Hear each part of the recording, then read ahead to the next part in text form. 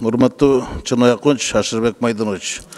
Менин колума транспорт министри сунуш кылган, каржы министри кайтып бекиткен, өкмөт башчы уруксат берген, макулдашылган быйылкы 2017-жылы мамлекеттик бюджетинен эсебинен салына турган жаңы жолдордун, долбоорлордун тизмеси келип түштү да. Мен тизмесин карап чыктым. 40 долбоор колдоого алыныптыр каржылык тараптан. 262 миллион сом акча бөлүнөт экен. Тизме менде турат. Карап көрсөм, 11 долбоор Жалал Абад областынан, 15 долбоор Ош областынан. Нарынга 2, Ысык көлгө 1, Таласка 1 бериптир. Мындача айтканда 65% каражат 2 областка, 10% 3 областка бөлүнөт. Буну кандай түшүнсөк болот? Аймактык тең салмактык деген кана? Же міне бізде Талас нарын Ысык көлдүн жолдорун бардык міне жаркырап калганбы?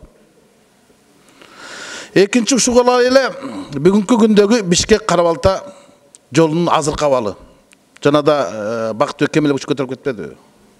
Араба менен араң жүрөсүн. Мен февралда ушул жерде айттым эле, кычыраган кыштын чилдесинде асфальтты жамаганга ким уруксат берди? Ошондо жамап баштаган. Мен ушул жерден көтөргөн болчумун. Көрсө, өкмөт башчыбыз Таласка бармак экен ошол кезде. Түндеп жамады кыштын чилдесинде. Азыр болсо күн жылуу, чуңкур. Араң жүрөсүн. Каскадерлорго кастинг өткөрүп түшүн кереги жок. Фигурный катарын бияктагасы бүт буйтайт. Ар бир километр сайын авария.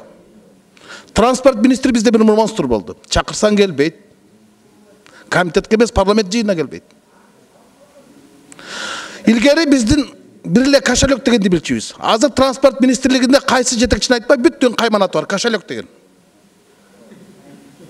Жол салуу, кол салууга тендер деген теңберге айланган ушул. Тендер менен келет министр, тендер менен кетет. Отура бересизби? Качан берет? Тендер менен буну чекеге чабабыз деп. Ошон үчүн өзгөчө талап коем. Транспорт министринин бүгүнкү күндө Кыргызстанда жолдордун абалы боюнча профилдик комитетке чыгып тапшырма бериңизчи. Бүгүнкү күндө Кыргызстанда жолдордун абалын мунагу титулдук тизмени карап чыксын.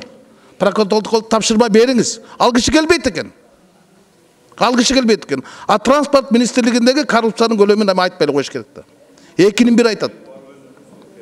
Айтып аткандын бардыгы чындык. Ошол транспорт министринин өзүнүн унаасы менен кечки саат 6-дан кийин жумуш бүткөндөн кийин Карабалтага конокко жиберсинчи өкмөт башчы. Өз көзү менен көрүп келсин. Бүгүнкү күндө жолдун абалы кандай экен? Бул кандай? Бир министрди тартипке чакыра албай койдук. Эч кимге жоопкерчилик. Эркелеп кеткен министр эртелеп кетчү эле да. Бул өтө эле эркелеп кетсе керек. Рахмат.